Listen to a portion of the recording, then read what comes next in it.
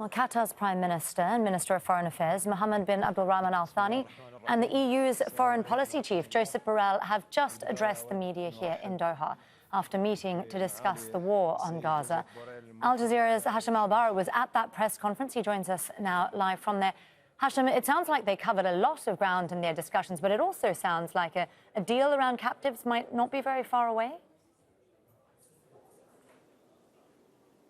Indeed, and that was the most significant development today from that press conference with Sheikh Mohammed bin Abdulrahman Thani, Qatar's foreign minister and prime minister, saying that they have managed to overcome most of the sticking points and that it boils down now just to quite some logistical issues. Just to give some sense of perspective to our viewers, in the past the biggest obstacles to a deal that would pave the way for the release of hostages, a certain number of hostages in exchange for humanitarian corridors, humanitarian pause and aid to be allowed into Gaza, was basically concerns voiced by Hamas, for example, that when they start releasing the hostages, they want to ensure that there is an extended ceasefire with no drones flying over the areas. They want to make sure that the groups tasked with transporting and carrying the hostages managed to make it safely. At the same time, Israel was insisting there's absolutely no way they're going to allow for anything that is going to be seen as an extended pause for in Gaza. Now it seems now, according to the Qatari Prime Minister, Minister of Foreign Affairs, they've managed to pin down all the details, and that's just a matter of time before they announce a deal brokered by Qatar, and once announced, it was going to be the most significant breakthrough since the start of the conflict on October the 7th. Well, we'll see how that all goes in the coming days, certainly, Hashem. There was also clearly plenty of discussion between Mr. Borell and the Qatari Prime Minister of a post-war Gaza. I have to say they're not on the same page when it comes to what's next. They do agree. The EU is saying that Qatar is crucial for a deal. However, when you saw that press conference, Qatari foreign minister extremely critical of Israel, saying that the Israelis continue to relentlessly bombard hospitals, schools, target refugee camps, civilians. The international community is doing nothing about it. He's saying that the EU in particular and the international community are applying double standard when it comes to this issue in particular. Josep Borrell, the EU chief foreign affairs policy guy, has been describing what happened in Gaza as a carnage, but he stopped short of telling us what's next. He said that the last United Nations resolution 2712 is a binding resolution and it has to be implemented. We have to remind our viewers that that resolution was calling for the need of a humanitarian pause. It did not specify the need for a humanitarian ceasefire, and it asked for humanitarian corridors and aid to be allowed into Gaza. But the most significant development today from that presser by Borell, when I asked him a question about what's next for Gaza, he said, Hamas is a turned chapter. The Palestinian Authority will have to take over. The Americans and the Israelis have been trying to convince key players globally on the need to start a new chapter in Gaza. The Arab world does not really seem to buy into this approach, which is a Palestinian Authority taking over, because they know it's weak, it has been beset by corruption, has been weakened over the last few years, and it's going to be an extremely delicate task for them to take over Gaza once again, to the point where the Europeans and the Americans have been floating the idea of an Arab peace police force taking over for a transitional period. This idea has been completely brushed aside by the Jordanian Minister of Foreign Affairs, who said that the notion of having Arabs step into Gaza, they will be widely seen as colluders and traitors. Now, what is going to be next? It seems that the Americans themselves, along with the Israelis, are taking it on a daily basis. They would like to see how it moves on the ground in Gaza before they decide what's next. And this explains the massive divide that you see between some key players, particularly in the region, and the international community. And when I say the international community, the EU and the Americans, who seem to be now trying to put together what looks like a new political map a new architecture for Gaza, a Gaza they insist has to be without Hamas, and they insist they would like to see the Palestinian Authority with its own forces taking over. He's certainly been doubling down on that idea. Hashem Ahelbarra there with the latest for us from that press conference. Thank you very much, Hashem. Well, joining me now in the studio is Mouin Rabbani. He's the co-editor of Jazeera, and he's also a non-resident fellow at the Center for Conflict and Humanitarian Studies. Thank you for joining me again on Al Jazeera, Mouin.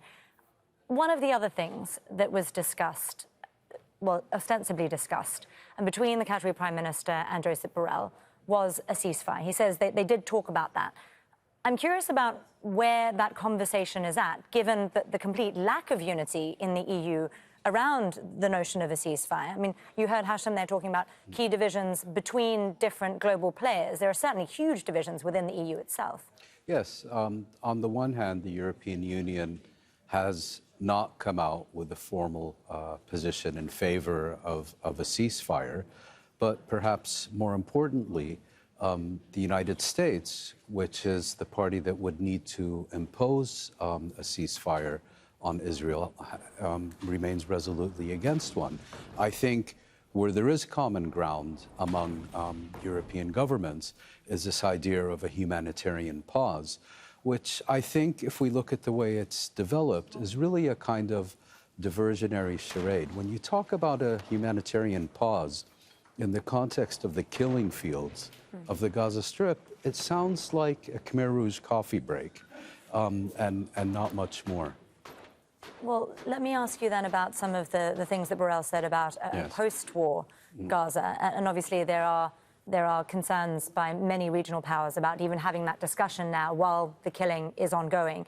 But Borell has said, and I'm quoting here, he said, Israel cannot stay in Gaza. Hamas cannot stay in Gaza. And as you heard Hashem reporting, he's very, very assertive about the fact that the Palestinian Authority, in his view, is the only legitimate power that can take control of a post-war Gaza. How is the Palestinian Authority regarded in Gaza? Well, there are several issues here. The first issue is that the Palestinian Authority is disintegrating within the West Bank, where it's based. So the question becomes, under even the best of circumstances, how could it project itself and its power into the Gaza Strip?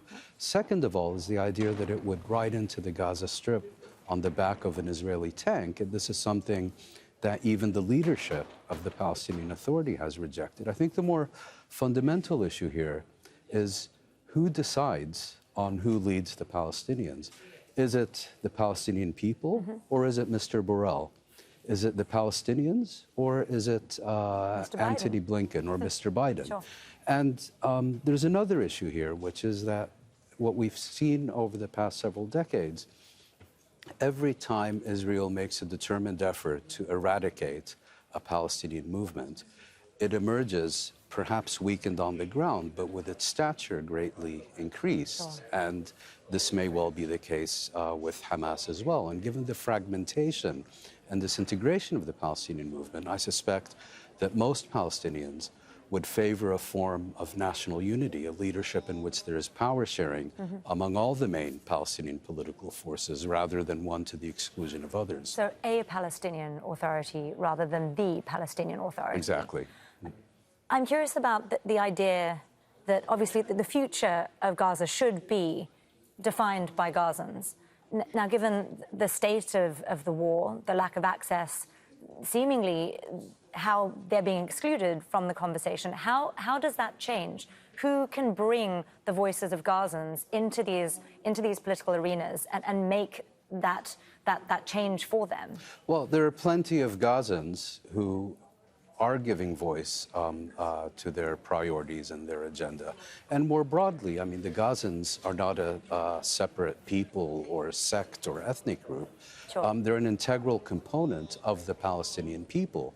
And I think Palestinians as a whole also have a say in the future of Gaza. And here again, we get back to the main point, is who decides about the Palestinians? Is it the Palestinians or is it these outside parties?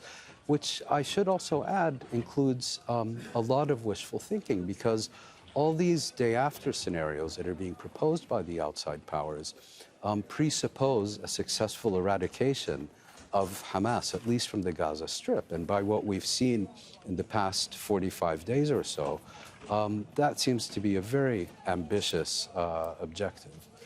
Mouin Rabbani, co-editor of Jazeera and a non-resident fellow at the Center for Conflict and Humanitarian Studies. Always great to get your thoughts. Thank you for joining me again.